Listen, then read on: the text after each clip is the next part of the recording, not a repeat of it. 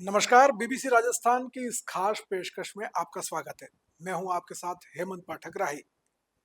हनुमान जयंती पर्व की आप सभी को बहुत बहुत शुभकामनाएं। दोस्तों, जब हम हनुमान जी की बात करते हैं तो सुंदरकांड याद आता है। और सुंदरकांड रामचरितमानस का एक ऐसा कांड है जिसमें हनुमान जी के गुणगान किए गए हैं। आप अगर रामचरितमानस को पढ़ते हैं तो हनुमान जी के बारे में कई कांडों में आता है, लेकिन हर कांड को अलग अलग नाम दिए गए हैं। जैसे अयोध्या कांड है, बाल कांड है, अरण्य कांड है, लंका कांड है। लेकिन केवल एक कांड इसमें ऐसा है जिसे सुंदर कांड कहा गया है, जबकि 70% राक्षस इसी कांड में मारे गए। लंका में आग भी इसी कांड में लगाई गई। तो क्यों इस कांड को अग्निकांड नहीं कहा गया या भीषण तबाही कांड नहीं कहा गया? क्यों इसे सुंदर कांड कहा गया? इसका तुलसीदास जी ने पहली ही चौपाई में वर्णन कर दिया है, और ये सिर्फ समझने वाले ही समझ सकते हैं। तुलसीदास जी सुंदरकांड की पहली चौपाई में कहते हैं, अच्छा, इस पूरे सुंदरकांड में सबसे बुजुर्ग व्यक्ति राम जी की सेना में है तो वो है जामवंत, और सबसे युवाओं का जो प्रतिनिधित्व कर रहे हैं तो वो है हनुमान जी। तो सबसे बुजुर्ग व्यक्ति से हनुमान जी जो युवाओं का प्रतिनिधित्व कर रहे हैं वो पूछ रहे हैं कि जामवंत में पूछूं तो ही उचित सिखावनु दीजो हम हुई। इस एक पंक्ति में पूरे सुंदरकांड का सार है कि जिस परिवार में, जिस समाज में, जिस देश में युवा अपने बुजुर्गों से पूछकर हर काम करते हो तो वो सारे सुंदर ही होंगे। इसलिए इस कांड का नाम सुंदरकांड रखा गया। तो ऐसे थे हनुमान जी। और जब हम हनुमान जी की बात करते हैं तो आज हनुमान जयंती है, और हनुमान जयंती को लेकर के मंदिरों में विशेष अनुष्ठान चल रहे हैं। राम जी के भक्त हनुमान जी, संकट मोचन हनुमान जी, बांसवाड़ा की 10 दिशाओं से रक्षा करते हैं। बांसवाड़ा शहर में आने वाली कोई भी मुसीबत हनुमान जी की नजरों से बचकर नहीं जा सकती। बांसवाड़ा तक आने वाले हर मार्ग पर हनुमान जी के मंदिर बने हुए हैं। हम बांसवाड़ा शहर की बात करें तो यहाँ भी हर दिशा में हनुमान जी मौजूद हैं। कई मंदिर तो हजारों साल पुराने हैं, जो लोगों की अगाध आस्था का केंद्र है। प्रतिदिन यहाँ दर्शन के लिए लोग पहुंचते हैं। खासकर मंगलवार और शनिवार को तो यहाँ मेले जैसा माहौल रहता है।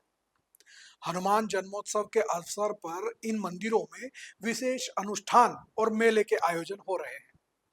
आइए आपको भी ले चलते हैं बांसवाड़ा शहर की रक्षा करने वाले इन हनुमान मंदिरों की ओर और दर्शन करते हैं। श्री राम भक्त के सबसे पहले मंदिर की हम बात करें तो पश्चिम दिशा में उदयपुर रोड पर डांगपाड़ा के निकट हनुमान जी का पुराना मंदिर है। हाईवे के किनारे स्थित इस मंदिर में हर दिन विविध अनुष्ठान होते हैं। मंगलवार और शनिवार को यहाँ सुंदरकांड के पाठ और विशेष वागा भी किया जाता है। बांसवाड़ा शहर की ओर आने वाली हर मुसीबत पर हनुमान जी की नजर रहती है। बांसवाड़ा शहर के पश्चिम दिशा में स्थित यह मंदिर शहर से मात्र 3 किलोमीटर की दूरी पर है। वहीं डूंगरपुर रोड की बात करें तो लोधा गांव में प्राचीन हनुमान जी का मंदिर है, जो हजारों लोगों की आस्था का केंद्र है। इस मंदिर में हर दिन सैकड़ों की संख्या में लोग पहुंचते हैं और दर्शन कर अपनी मनोकामना मांगते हैं। मंदिर में हर दिन भगवान को विशेष वागा पहनाया जाता है और चांदी के मुकुट से उनका श्रृंगार होता है। हनुमान जयंती, शारदीय नवरात्रि, चैत्र नवरात्रि सहित रामनवमी और हनुमान जयंती के विशेष उत्सव यहाँ मनाए जाते हैं। बात करें दक्षिण दिशा की तो बांसवाड़ा शहर में दाहोद रोड पर सिंटेक्स मिल के बाहर संकट मोचन हनुमान जी का मंदिर है, जो बांसवाड़ा की तरफ आने वाले हर संकट को रोक लेते हैं। हनुमान मंदिर की मान्यता है कि यहाँ पर मन से मांगी गई हर मुराद पूरी होती है।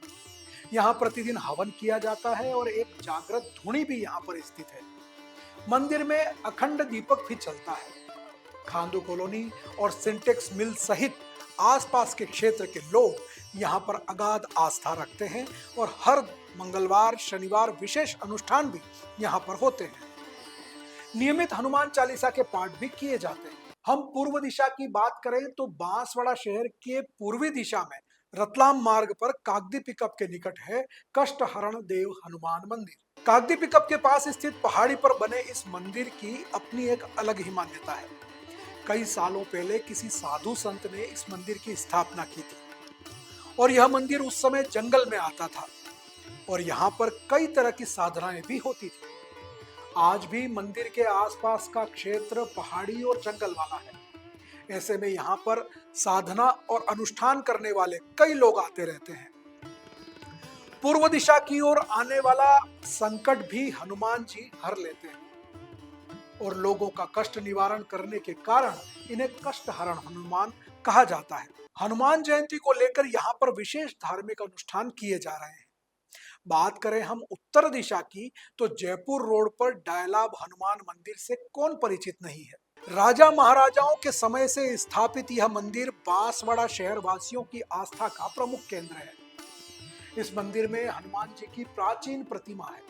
साथ ही मंदिर क्षेत्र को एक पर्यटन स्थल के रूप में भी विकसित किया गया है।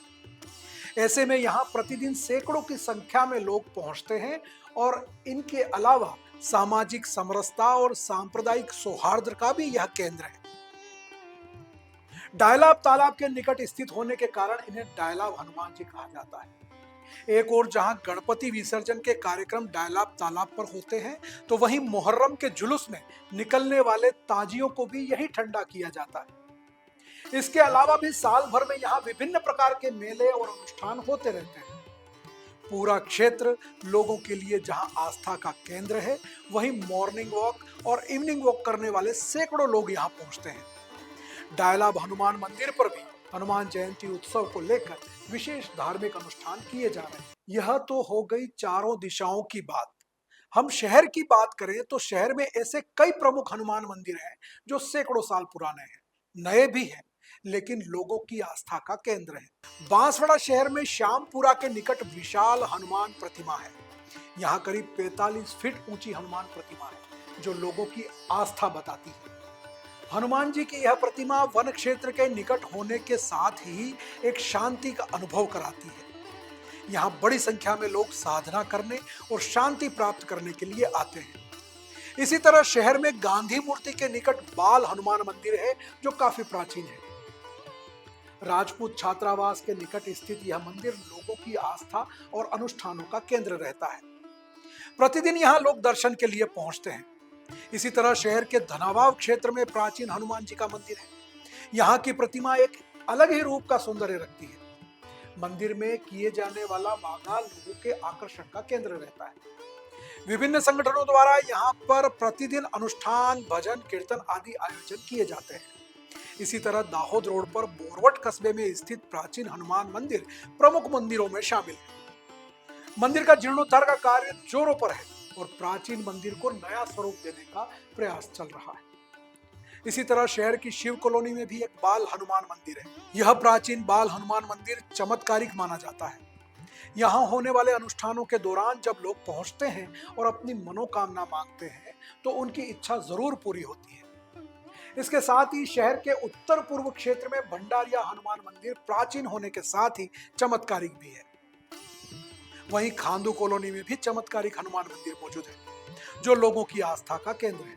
इसके साथ ही हाउसिंग बोर्ड स्थित शिव हनुमान मंदिर, राती तलाई स्थित शिव हनुमान मंदिर, सूरजपोल गेट के बाहर वनेश्वर क्षेत्र में स्थित भजले हनुमान मंदिर लोगों को सुरक्षा का एहसास कराते हैं। भगवान राम के भक्त हनुमान जी की जब हम बात करते हैं तो ये वाकई में आश्चर्य होता है कि राम जी से ज्यादा मंदिर हनुमान जी के हैं।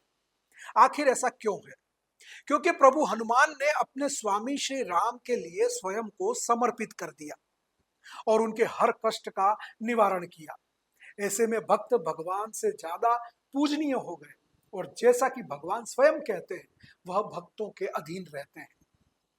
इसलिए आज हर गांव, हर कस्बे में, हर मार्ग पर हनुमान जी के मंदिर मौजूद हैं जो अपने भक्तों की रक्षा करते हैं।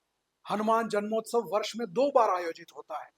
अयोध्या आदि क्षेत्रों में कार्तिक मास में हनुमान जन्मोत्सव मनाया जाता है, तो वहीं उत्तर भारत और पश्चिम भारत में चैत्र मास में हनुमान जन्मोत्सव मनाया जाता है। राम भक्त हनुमान जी का जीवन हर व्यक्ति के लिए कई तरह की शिक्षाओं से भरा हुआ है, जिनका अनुसरण करने पर समाज को सुंदर बनाया जा सकता है। आपको हमारी ये प्रस्तुति कैसी लगी हमें अवश्य बताएं। ऐसे ही और कार्यक्रमों को देखने के लिए बने रहें बीबीसी राजस्थान के साथ। नमस्कार।